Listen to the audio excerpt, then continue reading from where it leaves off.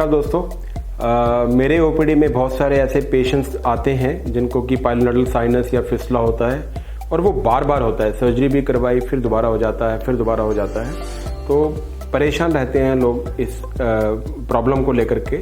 और एक जो लेटेस्ट टेक्निक से इसकी प्रॉब्लम का सोल्यूशन जो आया है लेजर के द्वारा, आज हम उसी के बारे में बात करना चाहेंगे। मैं डॉक्टर सुखविंदर सिंह सग्गू, मैं यहाँ पे डायरेक्टर हूँ मिनिमल एक्सेस जीए और बेरियाट्रिक सर्जरी में सीके बिरला हॉस्पिटल, पंजाबी बाग, न्यू दिल्ली। आज हम इस टॉपिक के बारे में बात करना चाहेंगे। अभी रिसेंटली, वैसे तो हम 4-5 साल से लेजर सर्जरीज की कर रहे हैं, लेकिन अभी रिसेंटली सीके बिरला हॉस्पिटल में एक न्यू लेजर मशीन जो है, जो इजराइल की मशीन है, वो इंस्टॉल हुई है और उसी के द्वारा हम साइनस की, फिस्टुला की, पाइल्स की, फिशर की और वेरिकोज वेन की सर्जरी करते हैं। इसमें एक्चुअली क्या होता है कि जैसे पहले सर्जरी हुआ करती थी कि हम उसको पूरा काट के करते थे, बड़ा काट के, या फिर उस पर प्लास्टिक सर्जरी से फ्लैप लगाते थे, तो उसका रिकवरी टाइम बहुत ज़्यादा होता था। तकरीबन 6 से 8 हफ्ते का रिकवरी टाइम उसका होता था। पेनफुल भी रहता था, ड्रेन भी डालते थे। आजकल जो हम लेजर से करते हैं, जिसको कि हम सिलैट कहते हैं, SILAT, यानी कि sinus laser therapy for sinuses, और फिस्टुला के लिए फ्लैक होता है फिस्टुला लेजर ट्रीटमेंट। ये जो सिलैट थेरेपी है, जिसको कि हम साइनस लेजर थेरेपी कहते हैं, इसमें ओपन ना करके हम, और इसकी जो है एफिशिएंसी भी ज़्यादा है, सक्सेस रेट भी ज़्यादा है, पेन इसका बहुत कम है और रिकवरी इसकी बहुत फास्ट है।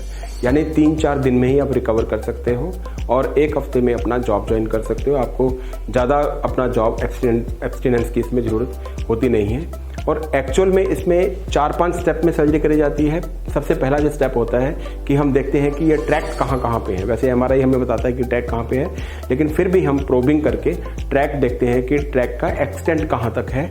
फिर उसको हम स्टेप 2 में क्यूरेट करते हैं, यानी कि जो भी उसके अंदर में, क्योंकि आपको पता है कि पाइलोनोडल साइनस हमेशा बालों की वजह से होता है, तो बालों के गुच्छे इसमें अंदर मिलते हैं। तो हमें बिल्कुल अंदर रूट तक जाके उन सारे गुच्छों को, उन सारी डेब्री जो होता है, सारा जो पस होता है, उस सबको निकालना पड़ता है। तो उसका हम क्यूरेटाज करते हैं।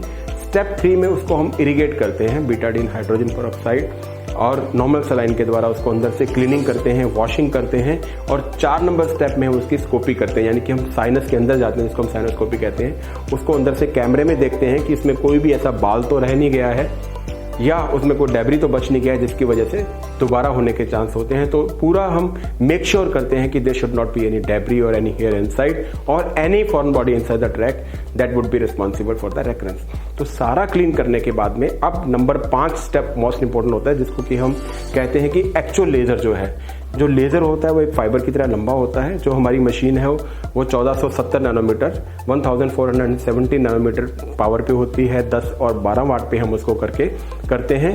और उस फाइबर को, जो कि रेडियल फाइबर होता है, उस रेडियल फाइबर को बिल्कुल हम अंदर डाल करके, सारे टैक में डाल करके उसको अंदर से बर्न करते हैं, एनर्जी देते हैं। और जैसे जैसे हम एनर्जी देते रहते हैं, वैसे वैसे हम बाहर आते रहते हैं। तो अंत में पूरी एनर्जी देने के बाद में हमें लगता है कि पूरा का पूरा ट्रैक क्लोज हो गया, अब उसमें अंदर हम जा नहीं सकते हैं। तो अच्छे से बर्न करने के बाद में जो ओपनिंग्स होती हैं उसको हम ओपन छोड़ते हैं, ताकि उसमें से अगर कोई भी ड्रेन है, कुछ भी एक्सेस है, तो वो निकलता रहे।